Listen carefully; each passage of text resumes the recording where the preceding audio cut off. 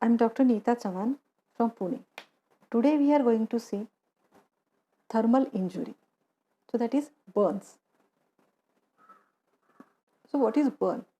Burn is an injury which is caused by application of heat or chemical substance to the external or internal surface of the body, which causes destruction of the tissues. Burns are classified under different heads. So main classification is there is a epidermal burn, dermoepidermal, or the deep burn. The classification helps to assess the degree of damage sustained by the victim. So if there is a partial loss of skin, so that is the first degree burn. So the classification, first it is either epidermal, dermoepidermal, deep, or depending upon the degrees. So when there is a partial loss of skin, so that is the first degree burn. Full thickness of the skin is lost, that means it is known as a second degree burn. If there is a deep burning, that means almost the muscles or the up to the bones, then that will be said as a third degree burn. We will see in the detail how it looks or how it can be classified. So the epidermal burns, so that is the affected part is red. There is a blister covered by pale avascular epidermis, which is surrounded by thin bright red area of inflammation. These are very painful but repairs it without any scar formation. Now the dermoepidermal burns, the whole thickness of the skin is destroyed. There is coagulation, necrosis of the epidermis and the dermis. These burns are associated with the pains and the shock. There is ulcer formation or along with the scar formation. So we can see how it looks. So the epidermal burns, the affected part is red. There is blister. We can see in a photo also that there is a blister formation which is covered by pale avascular epidermis. Again it is surrounded by thin bright red area of inflammation. These are very painful but it repairs without any formation of a scar. Now see the dermoepidermal burns, the whole thickness of the skin is destroyed over here. You can see in a picture that the thickness of the skin is destroyed. There is a coagulation necrosis of the dermis and the epidermis. These burns are associated with pain and a shock. There are formation of the ulcer and with the scar formation. Now see the deep burns, how it looks. The affected area is completely charred. There being gross destruction of the skin, subcutaneous tissues, muscles and the bones. Here the nerve endings are also get destroyed. So these deep burns are painless. As the nerve endings are get destroyed, so the nerve sensation cannot be get transmitted. So these deep burns are painless. Now see how in this figure you can differentiate how it looks. So see, one there is a fire and the superficial burns, so that is the painful, no edema, then the redness is there, then there will be a balances with the pressure, then the partial thickness, so that is the blisters are formed moist and painful, so that is the second degree. And when there is a full thickness, that is the third degree burns are there, so there is a dryness plus discoloration and there is no pain. So you can again see here how in a cross sections, so you can see that epidermis, dermis and hypodermis. So you can see the first degree burns, so that is at this very superficial layer. So there it affects only the outer layer of the skin, so they causes the pain, redness and swelling. Second degree, so that is the partial thickness, burn affect both the outer and underlying layer of the skin. They causes pain, redness, swelling and blistering. Third degree, so that is the burns extend to the deeper tissues. They cause white or blackened charred skin that may be numb. Now here again you can see so how it looks. We have taken the first slide into the detailing how it looks like. So in a first degree burn, epidermis damage, second degree burns, epidermis and dermis is damaged, and in the third degree, epidermis is destroyed, dermis is also destroyed, along with the subcutaneous tissue is also getting destroyed. So see how it looks. So again it will now clarify everything, that the first degree burn how it looks, the second degree burn, third degree burn, and the charred body. So that is almost everything is burnt over here. So now the effects of burn. The effects of burning, it depends upon the temperature and the duration of exposure. How much temperature is there and for how much time that victim get exposed to that temperature. So depending upon that, the effect of burn is there. The extent and position of the burn.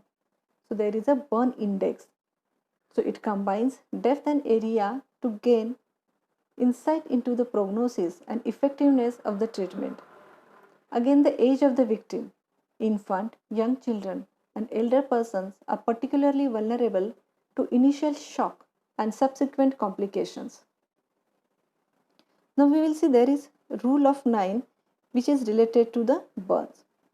The estimation of burn surface area in an adult is usually worked out by the rule of 9. So it is calculated as 9% forehead and each arm, 18% for the front and back of the trunk, 9% for front or back of each leg, 1% for the perineum. Roughly 1% of surface burnt is equivalent to the area covered by the palm of the individual. So you can see over here how it is the calculation is made of the rule of the 9. So see, arms, extremities, upper extremity, lower extremity, trunk, back, head, and the perineum. So the calculation in the percentage wise, that is for the adult. We can see now in a children the estimation of burn surface is worked out by the use of Lund and Browder chart. So you can see here when if the burns occur in the age of 1 to 4 years, the calculation is different. For the upper extremity, each hand it is 9.5%, trunk that is 32%, head 19%, and the lower extremity it is 15%. If the age advances up to 5 to 9, you can see the different calculation. The same way as the age advances, the body surface area is enlarging, and then you can see how the slowly the percentage differs, and at the adult it is 18% at the lower extremities, hands it is 9%, trunk and back that is 18, so that is the 36%, head 9 and perineum 1%. So in a rule of 9, if the burnt area is more than 15% in an adult and 10% in a child, the loss of the circulating volume must be replaced or irreversible shock is likely to set in.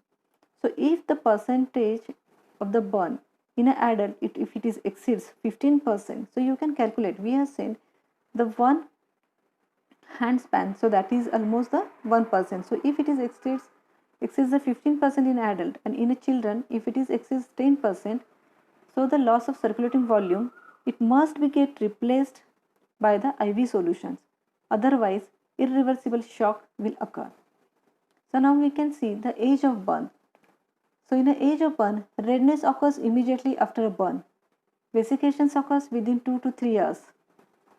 Prolonged inflammation may be found within 36 to 72 hours. After this, granulation tissue begins to cover the burn surface and finally results into the scar formation. The cause of death, we can see there are different causes of death. Even though we say that the death because of the burn, but there are certain things occur which leads to death. So first it is the primary shock due to pain. So that is the neurogenic shock. So because of that neurogenic shock, because of the pains, and the person is not able to bear that pain, so that was the primary reason or the first reason which gives rise to the death because of the shock due to pain. So more than half of the death from the burns occur within first 48 hours from secondary shock. So that is due to fluid loss from the burn surface. Accidental injuries from falling structure while trying to escape from the burning. So that time if any person, if there is a burn or to any flat or any building, and if that person tries to escape, and while escaping if he tries to jump from the windows or from the balcony, so even while jumping from there, not because of the burn but because of accidental injuries, that person dies. Then the next one, it is the toxemia, which is because of the absorption of various metabolites from the burn tissue persists up to 3 to 4 days. Sepsis, in which death occurs within 4 to 5 days or longer after the burning. Then there are biochemical disturbances due to loss of fluid and destruction of the tissues. Acute renal failure may occur and the gastrointestinal disturbances also occur. Fat embolism, acute tubular necrosis and severe inflammation also leads to the death from the burns. We can now see the difference between antemortem and postmortem burns. So we have to distinguish. So there are certain chances that the person may die because of some another reason and his body may fall into the burning area, and that time if the vesictions occurs or any burns occurs, so you have to differentiate it whether that burn has occurred antemortem, that means during the lifetime, or after death. So there are certain basic things, that is the line of redness which is present in an antemortem burn, and in a postmortem burn it is absent. Blisters which occurs in an antemortem burns, it contains the serous fluid with proteins and chlorides. Main base is red and it is inflammations can be seen. In a postmortem burns, the blister contains air and a thin clear fluid. Base is dry, hard and yellow. The vital reaction for the antemortem burns, it shows the marked cellular exudation and reactive changes in the tissue cells are present, which are absent in the postmortem burns. So now when we do the postmortem examination, if the death has occurred because of the burns, so we can see certain changes. So that is, first we have to see the external changes. So the clothes should be removed with care. The distribution of the burns on the clothing, which should be examined. Then the posture of the victim, path taken by the flame and the presence of inflammable material should be handled with care for future examination. So while doing the external examination, you can see then what is the distribution of burns on the clothing, how the posture of victim at that time, how the path is taken by the flame. So from which direction the burns have started or from where it is started occurring, you can see it. And then the presence of, you can get whether there are any inflammable material which are present on a clothes or not, and if it is there, it should be handled with care and it should be collected and preserved for the future examination. The clothes and body gives a strong smell of burning if the burns are antemortem in nature. The burnt area will be found reddened and blisters or charred. So these are the main, that's why we studied what are the three different types. So accordingly we can see how the burns has occurred and up to what extent. The face is swollen and distorted and the tongue is protruded. The body presents so-called the attitude of defense, that is known as boxing attitude, or it is also known as a pugilistic attitude or a fencing posture.